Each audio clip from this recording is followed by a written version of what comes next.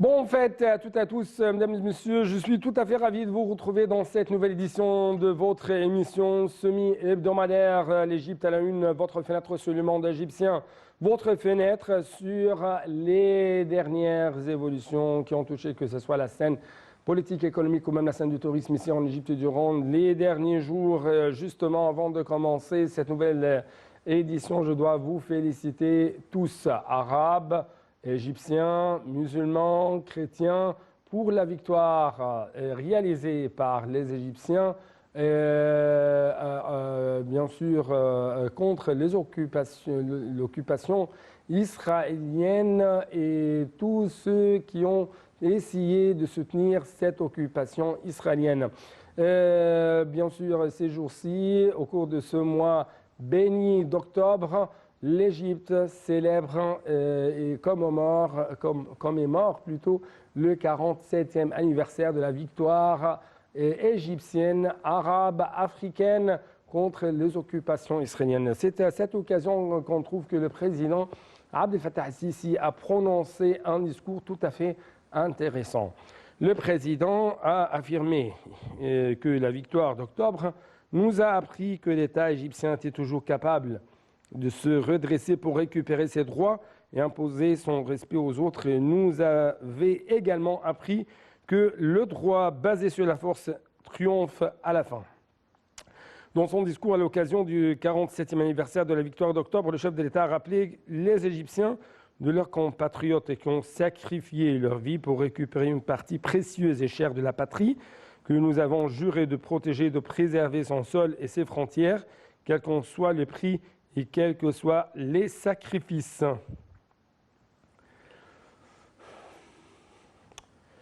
Donc cet anniversaire intervient toujours pour nous rappeler que les Égyptiens, pour rappel le monde entier, que les Égyptiens ne renoncent jamais à ses droits, à leurs droits.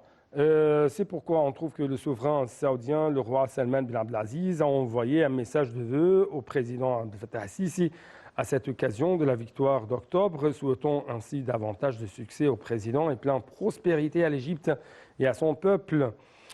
Le prince héritier Mohammed bin Salman a à son tour envoyé un message similaire au président implorant le Seigneur d'accorder en constance paix et prospérité à l'Égypte, à sa direction, à son peuple.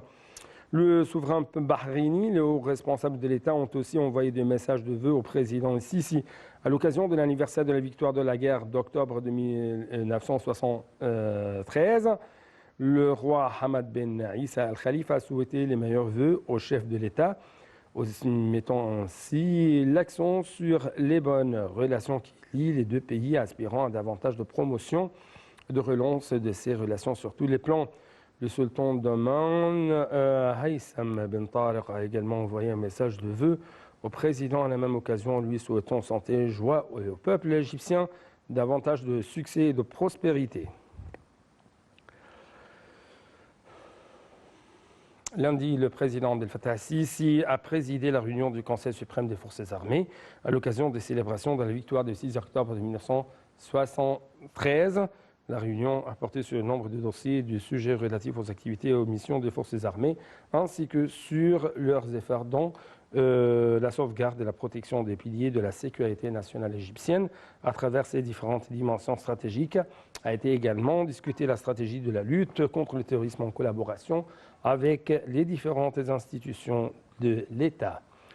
Justement, nous allons bien sûr passer à une autre nouvelle. Cette fois-ci, c'est le président toujours, Abdel Fattah el-Sisi, mais qui a tenu une réunion élargie avec le Premier ministre Dr Moussa Madbouli, la ministre de la Santé, Dr Hala Zaid, le conseiller du président pour les affaires de la santé et de prévention, Dr Mohamed Awad Tagdin, le PDG de l'autorité des achats communs, Bahaeddin Zidane, le directeur de l'administration des services sanitaires au sein des forces armées, le général Magdi Amin, et le directeur du centre médical mondial, le général Mustafa Abou Hatab.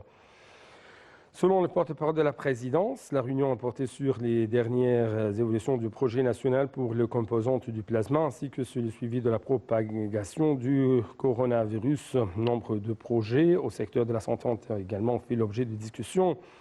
De son côté, la ministre de la Santé a placé en revue la situation liée à la propagation du coronavirus au niveau du gouvernorat, les efforts déployés en ce qui concerne la prévention. La ministre a également souligné les détails de la phase 3 des essais cliniques du vaccin contre le Covid-19. Dans ce contexte, le président a donné des directives pour que le secteur médical soit prêt à faire face à une nouvelle vague probable de coronavirus, surtout que les rentrées scolaires universitaires auront lieu bientôt.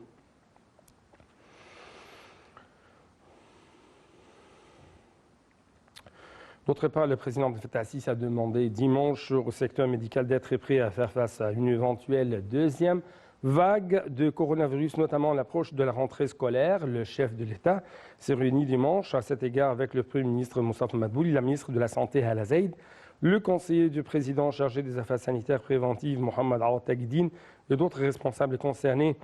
La réunion a porté sur les progrès du projet national de collecte et de production de dérivés du plasma, la situation relative à la propagation du coronavirus, ainsi qu'un nombre de projets nationaux mis en place dans le secteur de la santé. Madame Zaid a passé en revue l'évolution du Covid-19 au niveau des gouvernorats de la République, les efforts de lutte contre l'épidémie, la troisième étape des essais cliniques du vaccin, ainsi que les mesures de prévention qui seront prises lors des événements qui seront organisés en Égypte, tels que les élections parlementaires, le championnat du monde masculin de handball. La réunion a de même porté sur les résultats de l'application des différentes initiatives présidentielles lancées dans le cadre des efforts déployés par l'État en vue de promouvoir la santé publique.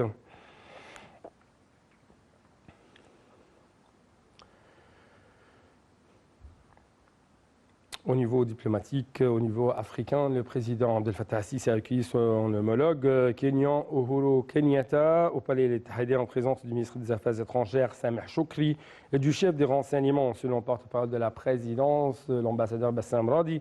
Le président Abdel Fattah al-Sisi a loué les forts liens historiques entre les deux pays ainsi que la coopération bilatérale et les visions communes reliant les deux pays frères. Donc, Salam Arabi et Shahinaz Ismail vont vous donner plus de détails. Lors de son entretien avec le président kenyan Uhuru Kenyatta, le président Abdel Fattah al-Sisi a signalé l'intention de l'Égypte à renforcer les relations bilatérales et à consolider la coopération stratégique avec le Kenya dans les différents domaines. Le chef de l'État a félicité son homologue kenyan d'occuper un siège non permanent au Conseil de sécurité pour la période 2021-2022. Tout en exprimant sa pleine confiance à la capacité kenyane à représenter le continent africain parfaitement en tant qu'une voix défendant les causes africaines à l'ONU. En ce qui concerne les relations bilatérales, le président al-Sisi a affirmé que l'Égypte tient à transmettre son expérience développementale au Kenya au domaine de grands projets nationaux, surtout au secteur de l'infrastructure, du logement, des services et des routes, d'après les sociétés égyptiennes spécialisées. De son côté, le président Kenyatta a signalé l'appréciation de son pays des liens historiques bilatéraux, affirmant que son pays tienne à évoluer la coopération avec l'Égypte, ayant recours aux sociétés égyptiennes concernées à l'infrastructure, à la lumière du plan national kényan du développement basé sur la santé, le logement à bon prix, la fabrication et la sécurité alimentaire. De même, M. Kenyatta a salué le rôle pionnier de l'Égypte afin de maintenir la paix et la sécurité, tout en louant les positions égyptiennes visant à réaliser la stabilité à la Corne de l'Afrique et à l'Est africain, ce qui a été clair au soutien égyptien continu pour résoudre les questions en suspens, en particulier au cours de sa présidence de l'Union africaine. Le porte-parole a également ajouté que les nouveautés régionales d'intérêt commun ont été examinées, surtout celle du barrage de la Renaissance, où le président al-Sisi a mis l'accent sur l'importance de l'eau pour le peuple égyptien en tant qu'une affaire sécuritaire. L'Égypte insiste sur ses droits en eau à travers un accord légal qui assure des règles pour le remplissage et l'exploitation du barrage, tout en préservant les intérêts communs de toutes les parties.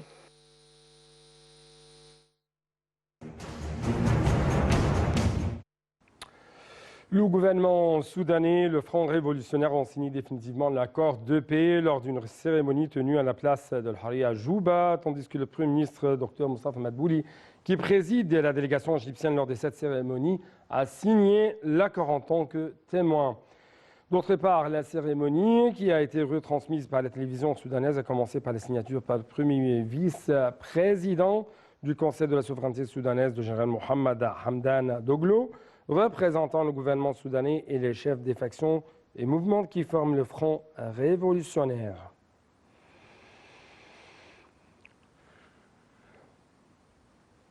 Au niveau de la question syrienne, le ministre égyptien des Affaires étrangères, M. Sameh Choukri, a reçu un appel téléphonique dimanche de la part de l'envoyé spécial des Nations Unies pour la Syrie, Geir Pedersen, pour discuter des développements de la situation sur le plan syrien. La conversation a porté sur les moyens de relancer le règlement politique de la crise syrienne. C'est ce qu'a déclaré le porte-parole du ministère des Affaires étrangères, Ahmad Hafez. M. Choukri a affirmé également la position de l'Égypte soutenant la solution à la crise syrienne, de la sorte à préserver l'unité de la Syrie, à assurer sa décision nationale indépendante, jugeant ainsi nécessaire de faire face de manière ferme aux organisations terroristes et extrémistes et à leur soutien. De son côté, M. Pedersen a expliqué au chef de la diplomatie égyptienne les résultats de ses contacts avec les différentes parties concernées par la crise syrienne. Lors de l'entretien téléphonique, les deux parties ont souhaité que le processus politique fasse des progrès dans la prochaine étape, y compris des développements positifs dans le travail du comité constitutionnel.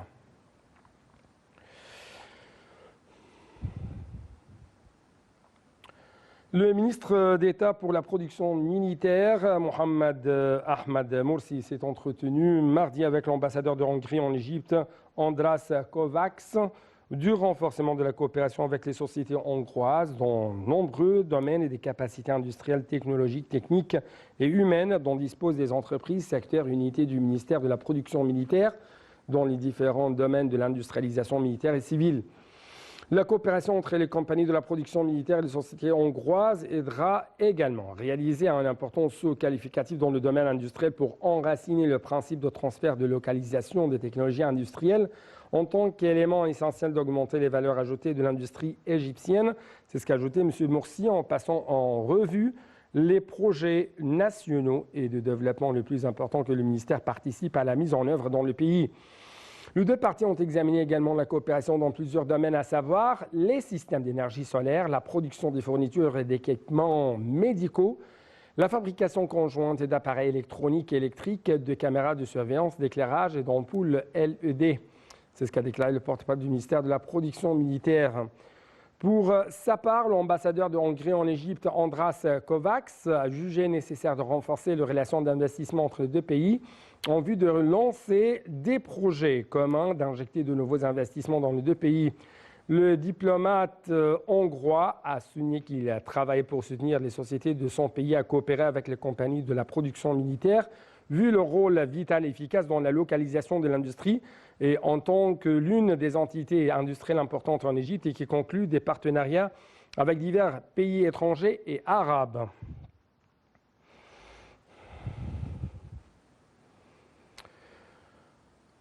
Le chef des renseignements égyptiens, M. Abbas Kamel, s'est entretenu avec l'ambassadeur américain en Libye et l'ambassadeur américain en Caire. La rencontre s'est focalisée sur la conjoncture survenue sur la scène libyenne, ainsi que le moyen de soutenir les adversaires libyens en vue de sortir de la crise actuelle et d'avancer de manière accélérée vers un règlement politique tout en unifiant les institutions, en exportant le pétrole et en même répartissant de manière équitable les recettes de vente et l'or noir. De l'or noir. M. Kamel a également mis l'accent sur les efforts égyptiens continuant vers la crise libyenne et les réunions du Hurghada tenues le mois dernier sous le parrainage des Nations Unies.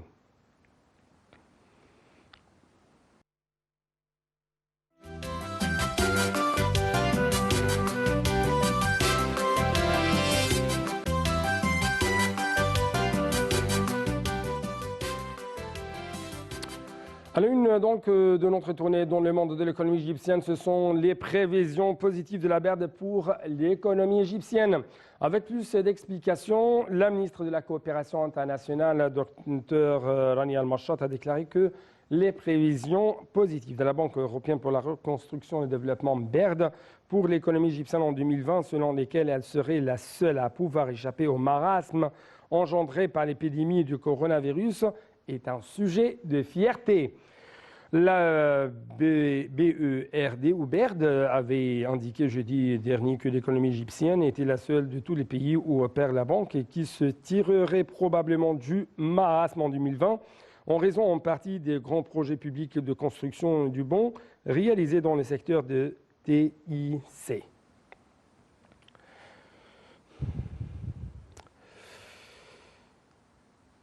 Pour sa part, la ministre du Plan du Développement économique, Hala Saïd, a déclaré dimanche que la diversité de la structure de l'économie égyptienne a contribué à sa résilience pendant la crise du coronavirus. Les explications tout de suite.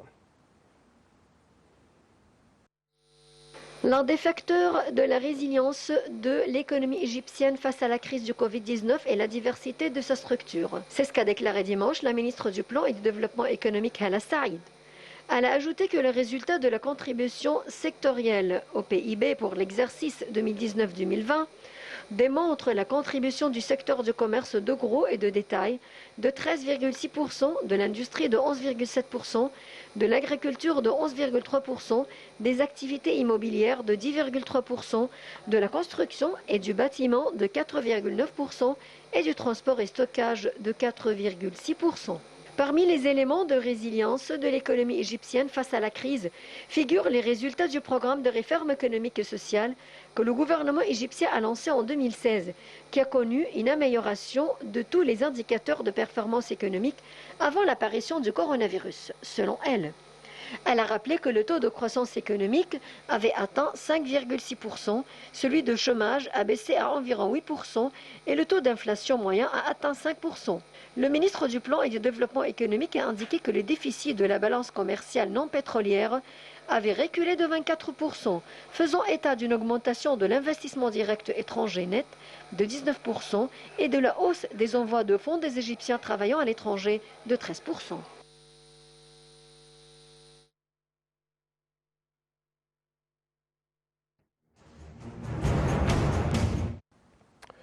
L'Égypte prend des pas considérables, des pas géants dans le domaine de l'énergie et dans le domaine d'être même un hub d'énergie au niveau régional. C'est pourquoi on trouve que la ministre de l'Électricité et de l'Énergie renouvelable, Mohamed Cheikh, a examiné dimanche avec l'ambassadeur de Chypre au Caire, Omer Mavromatis, les développements concernant le projet de liaison électrique entre les deux pays. Lors de la rencontre, M. Cheikh a loué la profondeur de relations privilégiées égypto-chypriotes, affirmant que la direction politique et le gouvernement égyptien accordent de l'intérêt au renforcement de relations de coopération entre les deux pays. La mise en œuvre du projet de liaison électrique renforce le partenariat entre les deux pays qui obtiendront des avantages grâce au récent développement dans le secteur de l'énergie, de l'électricité, demandant de finaliser vite le projet de liaison électrique entre l'Égypte et le Chypre, et qui s'étendra à la Grèce puis au reste de l'Europe. De son côté, l'ambassadeur de Chypre au Caire a loué les relations politiques privilégiées liant les deux pays, affirmant que le gouvernement chypriote accorde de l'intérêt au projet de liaison électrique entre deux pays qui permettra aux pays concernés de réaliser des avantages économiques et politiques.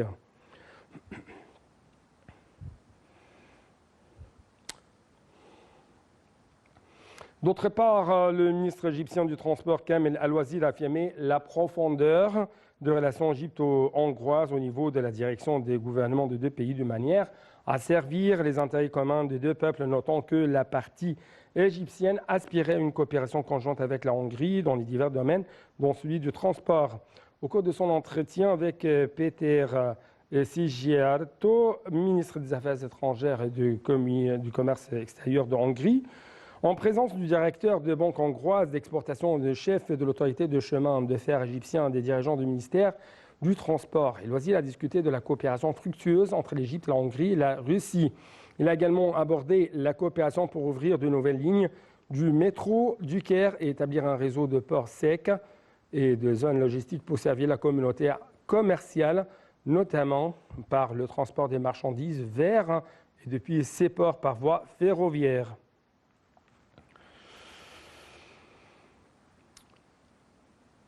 Une réunion par visioconférence a groupé dimanche le ministre de l'Industrie et du Commerce de 3 pays afin de faire le suivi des conclusions issues du sommet ayant uni leur président le 25 août à Amman. Donc il s'agit de l'Égypte, de la Jordanie et l'Irak qui ont convenu de prendre des mesures concrètes pour promouvoir leur coopération économique.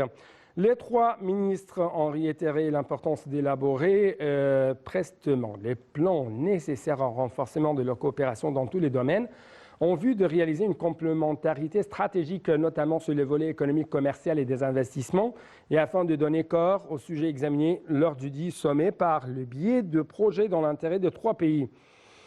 Plusieurs décisions ont été prises durant cette réunion pour la promotion de la coopération dans une première étape dans les secteurs de l'industrie pharmaceutique, pétrochimique, textile et céramique. C'est ce qu'a fait savoir Mme Nevin, ministre du Commerce et de l'Industrie, soulignant que les listes des entreprises et des investisseurs intéressés à nouer des partenariats dans ces secteurs dans chacun des 3 pays seront échangés avec les 2 autres États au cours des 10 prochains jours. La ministre a indiqué qu'une réunion élargie serait tenue au niveau des ministres du Commerce, de l'Irrigation, de l'Enseignement, de l'Agriculture, du Logement et de l'Électricité, en sus des responsables et des services des douanes, afin d'examiner la mise en œuvre des recommandations du sommet tripartite et d'élaborer un calendrier pour les projets de coopération qui seront convenus.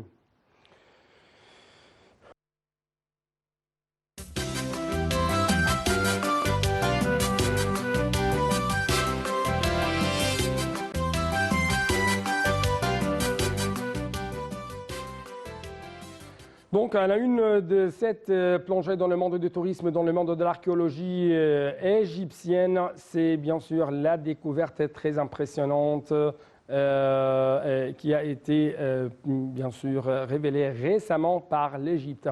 En fait, presque 13 sarcophages ont été découverts dans la nécropole antique de Saqqara en Égypte. Les explications tout de suite. Située à une trentaine de kilomètres au sud du Caire, la nécropole de Saqqara abrite une importante quantité de sépultures antiques, parmi lesquelles le célèbre complexe funéraire du roi Djeser. C'est au fond d'un puits de 11 mètres de profondeur que viennent d'être découverts 13 sarcophages, empilés les uns sur les autres et toujours scellés. Les premières analyses permettent d'établir qu'ils datent d'il y a plus de 2500 ans. Le 6 septembre 2020, le ministère du Tourisme et des Antiquités a officiellement annoncé la découverte de 13 sarcophages, toujours scellés datant de plus de 2500 ans, lors d'un chantier de fouilles sur le site de Saqqara. Le ministre du Tourisme et des Antiquités, Khaled El-Anani, a aussitôt fait part sur les réseaux sociaux du sentiment indescriptible que procure une telle découverte. Il a également tenu à féliciter l'équipe d'archéologues en charge de la fouille, menée par le secrétaire général du Conseil suprême des Antiquités, Mostafa Waziri. C'est au sein d'une excavation profonde de 11 mètres que l'équipe d'archéologues masqués a pénétré avec précaution, grâce à un système de cordes déroulantes. À l'intérieur, ils ont découvert 13 sarcophages intacts en bois. Le puits funéraire n'avait jamais été visité auparavant.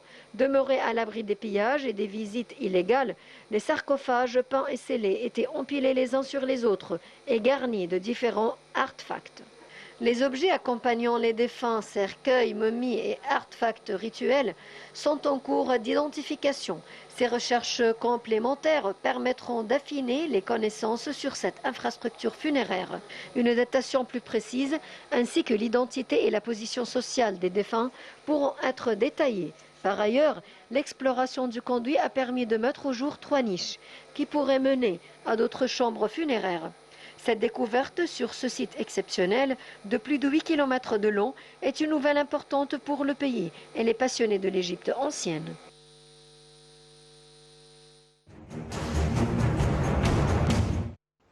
Et enfin, le Grand Musée égyptien occasionnera un saut qualificatif pour le tourisme égyptien lors de son ouverture. Ce sont des déclarations faites par son Excellence ministre du Tourisme et des Antiquités, Khaled El-Anani, qui a confirmé samedi que des antiquités importantes, telles que le masque de Toutankhamon, actuellement au musée égyptien, seraient transférées avant l'ouverture du Grand Musée, bien sûr, et même selon les déclarations de M. El-Anani, des détails de la nouvelle découverte archéologique dans la zone des antiquités de Saqqara. Bien sûr, comme vous trouvez, ce sont des déclarations faites par son Excellence pendant la découverte, ou pendant cette dernière nouvelle découverte archéologique. Fin donc de cette édition. Merci beaucoup pour nous avoir suivis et bon suite de nos programmes national et international.